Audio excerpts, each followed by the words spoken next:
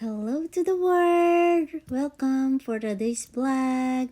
Ngayon ay aking birthday, kaya pinaghanda ko po ang aking karawan at upang magpasalamat din sa ating Panginoon dahil binigyan ulit ako ng isang taon na aking paghahanda sa aking birthday. Ako'y nagpapasalamat dahil binigyan pa ako ng isa na naman pagkakataon upang i-celebrate at ganun din sa welcome party ng aking pamangkin from Alberta, Canada. Kaya bumisita po sa amin. Ayan. At meron po kaming hinandang konting salo-salo na meron po tayong mga chapsuy. Nag-order din kami ng beef, caldereta, meron din tayong Jollibee. And then, meron pang dinakdakan, Ilocanong dinakdakan. Naganda rin kami ng spring roll. Ganun din yung bigay sa akin ng aking kaibigan. At ang mga prutas. Kaya maraming salamat dahil napagtagumpayan muli ang mga pagsubok sa buhay at kailangan din natin paghandaan o i-celebrate ang kaarawan na pinagkaloob ng Diyos sa atin. Kaya I thank God dahil naging malusog, naging masaya ang araw ng aking birthday. So, ganun din, nais kong magpasalamat sa aking mga relatives na umattend po sa aking karawan, ganun din ang mga pinsan. And yun, maraming salamat din sa cake na regalo po ni Habi. Kaya, ayan, masarap ang ice cream cake. At din, mayroon din kami mga bisitang dalaginding, mga dalaga. Ayan, mga relatives ang kasama namin sa pagse-celebrate. Kaya, yun, umattend po ang mga kamag-anak. Nakipagsalo-salo rin sa amin. Kaya, yun. Salamat ng marami.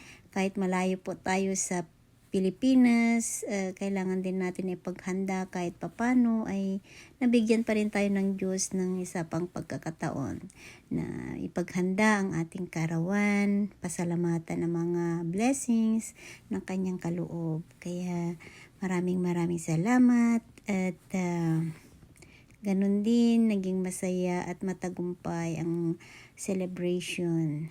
Ganun, para makasalo naman ang mga kamag-anak sa iba't ibang lugar dito sa Canada. Ayun. At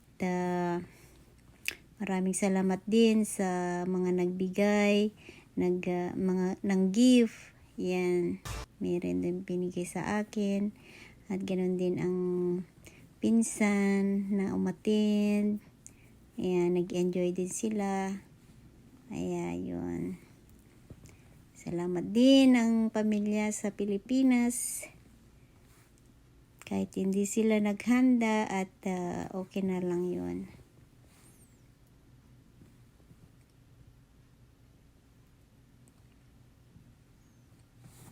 Thank you.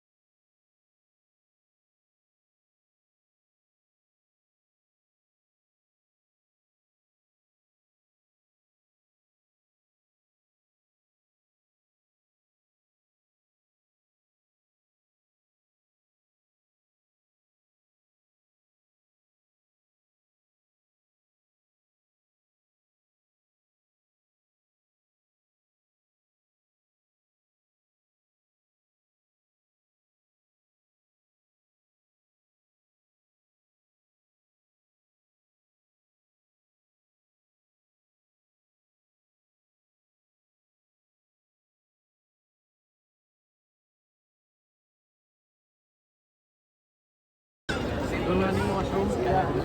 We'll see.